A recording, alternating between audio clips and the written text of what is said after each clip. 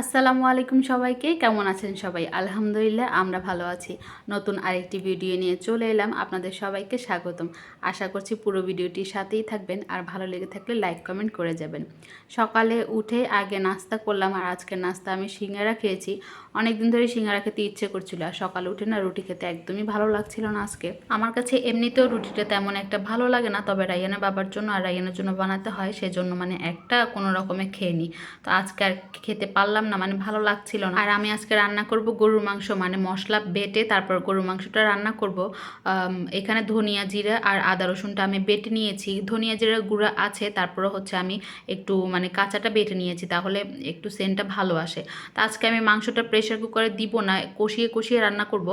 মাংস যদি এভাবে কষিয়ে কষিয়ে আঁচটা কম দিয়ে রান্না করা যায়, তাহলে কিন্তু খেতে বেশি ভালো লাগে। যেহেতু আমার সিলিন্ডার গ্যাস, তো গ্যাস বাঁচানোর জন্য আর কি প্রেশার কুকারে দেয়া, কিন্তু আজকে আমি প্রেশার কুকারে রান্না করবই না। আমি আগে থেকে ভেবে রেখেছি যে বাটা মশলায় চুলায় রান্না করব, তাহলেই কিন্তু টেস্টটা ভালো আসবে। আর সকালে এনেছে তিতা করলা, উস্তা, এত সুন্দর, একদম সতেজ, মনে হয় যেন মাত্র গাছ থেকে পেড়ে আনা হয়েছে। তো ওইটাকে একটা আলু দিয়ে ভাজি করে নিচ্ছি। আর তিতা করলা ভাজি তো আমার খেতে ভালোই লাগে, একটু পোড়া পোড়া, কাঁচা ভাজিটা আমি আবার একদমই খেতে পারি না। তো ভাজি করে নিচ্ছি আর মাংসটাও কষিয়ে নিচ্ছি। আর এখানে যে পরিমাণ গরম পড়েছে, ভাবলাম একটু শরবত খাই, লেবুর শরবত, তাহলে শরীরটা একদম ঠান্ডা হয়ে যায় লেবুর শরবত খেলে। এই গরমে কিছু খেতে ভালো লাগুক আর নাই লাগুক, শরবত খেতে কিন্তু সবার কাছেই ভালো লাগে।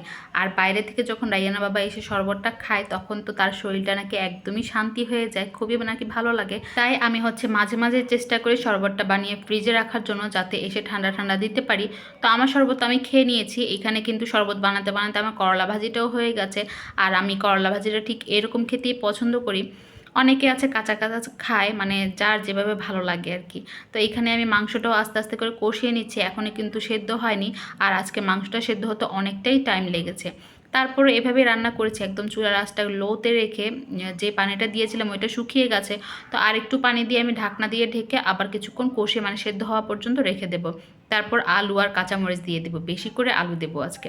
তো এখন কিন্তু অনেকটাই পরে, আমি এই ফাঁকে অনেক কাজ করে নিয়েছি, অনেক কাপড় ধোয়া ছিল সেগুলোও ধুয়ে নিয়েছি, ছেলেকে গোসল করিয়েছি। আর আমি কিন্তু আলু আর কাঁচামরিচটাও দিয়ে মাংসটাকে ভালো করে রান্না করে নিয়েছি। আজকে মাংসটা খেতে কিন্তু খুবই মজা হয়েছিল, আর ঝালও হয়েছিল, অনেকটাই ঝাল হয়েছিল। আলুটাও কিন্তু খেতে ভীষণ ভালো লাগছিল। এখন তো রান্না করে কারেন্ট চলে গেছে, তাই কালারটা তেমন একটা বোঝা যাচ্ছে না।